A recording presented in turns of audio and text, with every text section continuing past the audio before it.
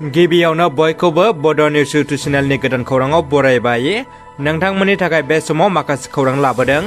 भिडिअखौ जोबजासे नायलांनो दाबाव आरो चेनेलाव गोदानब्ला अन्नानै साबस्क्राइब खालामना बेल आइकनआ अलाव होनानै ला आरो भिडिअखौ लाइक कमेन्ट शेयार खालामनो गुरै खावलायबाय।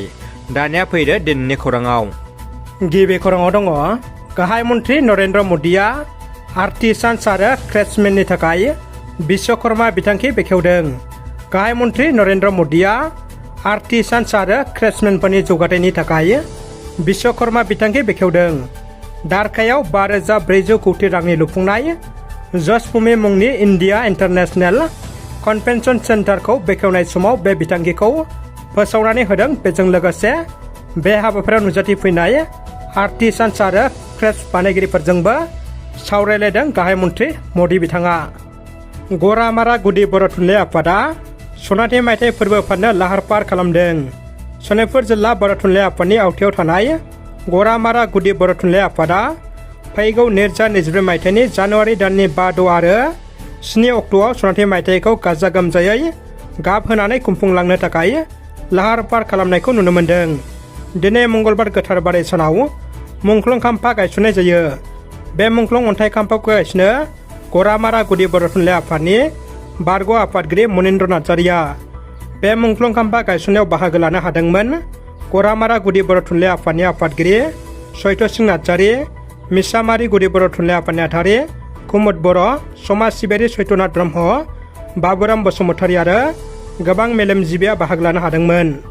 बे मुंख्लं अन्थाइ खाम्फाजों लोब्बा लाखिनानै सनितपुर जिल्ला बर' थुनलाइ आफादनि लेङाइ आफादगिरि एबा बानजाय आफादनि आफादगिरि जैलेन बसुमतारीया खौरांगिरिनि गेजेरजों फंनैसो बर' थुनलाइ आफादनि सोमोन्दै फोरमायथियो। जोबोद दुखुनि खौरां। चिरांनि बिजनियाव मोब्लिब बोजानानै सासे आबादारिनि जिउ खहा। मोब्लिब बोजना जिउ गोमानाय जाथाया गले गले जादों। आरोबाव फिन बिजनियाव सासे आबादारिया मोब्लिब बोजाना अबथिरा जिउ खहा जादों। खौरांनि बायदिब्ला चिरां जिल्लानि बिजनि 12 नं हा गोदाननि फुबन बर्मना मोब्लिब बोजना जिउ खहा जादों। जायगानि सुबुंफ्रा मिथिहोनाय बायदिब्ला खरगेश्वर राय मुंनि सासे आबादारिया मैदेरखौ होबथानो बारिनि सोरगिदिं मोब्लिबजों गुना सुंना दोन्दोंमोन। बेवहायनो नांना जिउ गोमायो फुबन बर्मना। थैनाय सुबुं फुबन बर्मना 28 बोसोरमोन। जाथायखौ लाना ओनसोलाव दुखुनि सायख्लुम गोग्लैयो। फुटबल अनसायगिरि आरो नायगिरिफोरनि थाखाय गोजोनथाव खौरां। क'क्राझार जिल्ला पर्बतजरा महकुमानि सिङाव थानाय काजलगाव SNB स्टेडियामाव फैगौ 29 सेप्तेम्बरनिफ्राय आइजोफोरनि जोलुर बादायलायनाय खुंफुंनो थाखाय साखाफारा जादों। काजलगाव गिबि खेबनि थाखाय पर्बतजरा फुटबल क्लाबनि बानजायनायाव फैगौ 29 सेप्तेम्बरनिफ्राय 1 अक्ट'बर 2023 सिम आइजोफोरनि थाखाय जोलुर बादायलायनाय खुंफुंनो थाखाय साखाफारा जाबाय आरो बे जोलुर बादायलायनायखौ रायजो राजाफोरनि सुबिदानि थाखाय टिकेटनि बेसेनखौ VIPआव 60 रां आरो गेलारियाव 40 रां आरो जेनेरेलाव 30 रां लानाय जादों होननानै खुंफुं आफादा मिथिहोदों।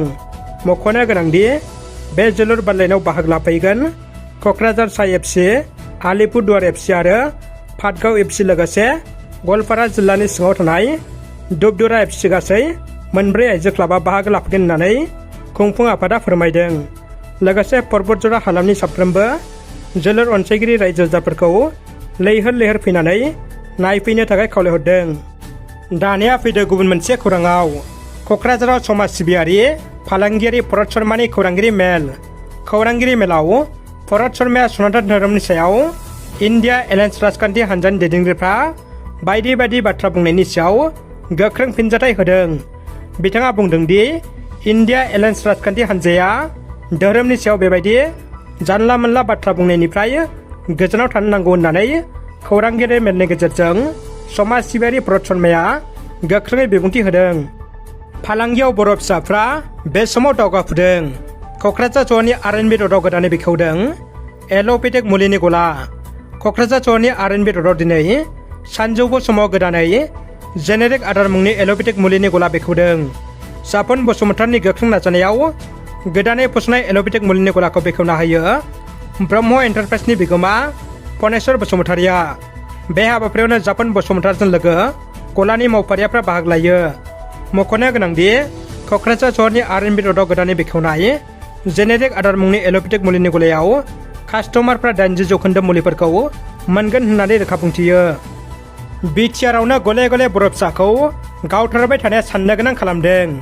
क'क्राझार सहराव खुंफुंनाय चतुर्थी गणेश फुजायाव बिपिएफनि आफादगिरि हाग्रामा महिलारिया बाहागो लादों। क'क्राझार जिल्लानि जारबारियाव सोमजिनाय जाथायनि सायाव गोख्रों बिजाथाइ फोरमायदों बिपिएफनि आफादगिरि थामहिनबा बिटिसिनि बारग' गाहाय मावफुं सोद्रोमा हाग्रामा महिलारि बिथाङा। हेमन्त नार्जारिखौ इनाय गावथारनाय जाथाया जोबोद दुखुनांथाव। बे जाथाया जानो नाङामोन होनना हाग्रामा महिलारिया बुंदों। लोगोसे हाग्रामा महिलारिया बुंबावदों गावथारजानाय हेमन्त नार्जारिया जेबो दाय गैयामोन। बेखौ फेरेंगा आरो प्रमदासो मिथिसिगोन होननानै बुङो हाग्रामा महिलारि बिथाङा। 23थि भारतनां जोहोलाव बालिराम बर' सना काप जोलुर चेम्पियनशिपआ जागायबाय। उदालगुरि जिल्लानि हरिसिंगा दखरा एबसु आरो हरिसिंगा गेलेमु आफादनि जुथाइ बानजायनायाव खुंनाय भारतनां जोहोलाव बालिराम बर' सना काप जोलुर चेम्पियनशिपआ जागायबाय। हरिसिंगा रबि कछारी मिनि स्टेडियामाव दुलाराय बर' फरायसा आफादनि गाहाय नेहाथारि खनीन्द्र बसुमतारिया बेखेवना होनाय गिबि गेलेनाय बादायलायनायाव गरेस्वर टाउन एफसिआ कबिरालि आदिबासी एफसि हानजाखौ 3-1 गलाव फेजेनना आवगायना मासि लायो। बे गेलेनायनि सिगां बालिराम बर'नि सावगारियाव बिबार बावना मोनबावो उदालगुरि जिल्ला एफसिनि लेङाइ आफादगिरि रबिन्द्र बर'आ। दिनैनि बे हाबाफारियाव मिरु एफसिनि गेलेमु नेहाथारि गणेश बसुमतारी, दुलाराय बर' हारिमु आफादनि आफादगिरि बिजुएल नेलसन दैमारिया बाहागो लायो। लोगोसेनो जिल्ला एफसिनि मावफारिया ओनसोलनि गोबां समाज सिबियारि रायजो राजाफ्रा बाहागो लायो। चेयारमेन मन्टु गयारिया आंखौ सिखाव साजायदों बुंदों जफादं प्राइमारि बिपिएफनि गाहाय नेहाथारि सरमेश्वर ब्रह्मआ। जफादं प्राइमारि बिपिएफनि गाहाय नेहाथारि सरमेश्वर ब्रह्मनि खौरांगिरि मेल। जफादं पिएचटिसिनि चेयारमेन मन्टु गयारिया खौरां बिजोङाव सरमेश्वर ब्रह्मखौ रहिला ब्रह्मनि न'निफ्राय सिमेन्ट खावना लांनाय बाथ्रा बुंनायनि बेरेखायै फिनजाथाइ होदों। लोगोसे रहिला ब्रह्मआबो खेंफोरथि होदों सरमेश्वर ब्रह्मआ आंनि न'निफ्राय सिमेन्ट खावना लाङाखै, बियो आधा बेग सिमेन्टखौ रायज्लायनासो लांफैदों होननानै। इउपिपिएल दोलोनि खामानि मावनायखौ मोजां मोननानै गुबुन गुबुन फरायसालिमानि सा 11 बारग' जेएस बिथांमोना आखाइ गोरोबफैदों। मख'नो गोनांदि लाइमोनफोरनि इयुननि थाखाय इउपिपिएल हानजाया गोख्रों खामानि मावनायखौ नुनानै मैया टंला फरायसालिमा, खैराबारि फरायसालिमा, भेरगाव फरायसालिमा, डिमाकुसि फरायसालिमा आरो बायदि बायदि फरायसालिमाफोरनि फरायसा आफादनि बारग' गाहाय नेहाथारि आरो बायदि बायदि बिबानाव थानानै खामानि मावबोनाय बारग' फरायसा बिथांमोना इउपिपिएल हानजायाव आखाइ गोरोबफैयो। दानिया फैदो जोबथा खौराङाव। एनकाउन्टार जाथायनि सायाव खुगा बेखेवदों एबसुआ। माब्लाबा एनकाउन्टार आरो फेक एनकाउन्टार जानो मोना, दाय मोनदोंब्ला आयेननि गेजेरजों साजा होनांगौ होननानै बुंदों मिरु एबसुनि गाहाय नेहाथारि खनीन्द्र बसुमतारी बिथाङा। दानफ्रोमबो बिटिआरआव गुलि गावनाय जाथाय, एनकाउन्टार खालामनाय जाथाय, जिनाहारि खालामनाय जाथाय, समाजखौ गुबुंले खालामनाय जाथायनि सायाव गोख्रों बिजाथाइ फोरमायदों एबसुआ। थांनाय बावैसो सान सिगां चिरां जिल्लानि भारत भुटान सिमा ओनसोल मालिपिटियाव सासे साधारन सुबुंखौ पुलिसआ गुलि गावनायनि उनाव क'क्राझार जिल्लानि जारबारियाव हेमन्त नार्जारिखौ हाग्रा बिफाननि मावथिफ्रा गुलि गावना जिउ खोमानाय जाथायनि सायाव गोख्रों बिजाथाइ फोरमायदों एबसुआ। उदालगुरि जिल्लानि हरिसिंगा एफसिनि गाहाय नेहाथारि खनीन्द्र बसुमतारिया जाथायनि सायाव गोख्रों फिनजाथाइ होदों।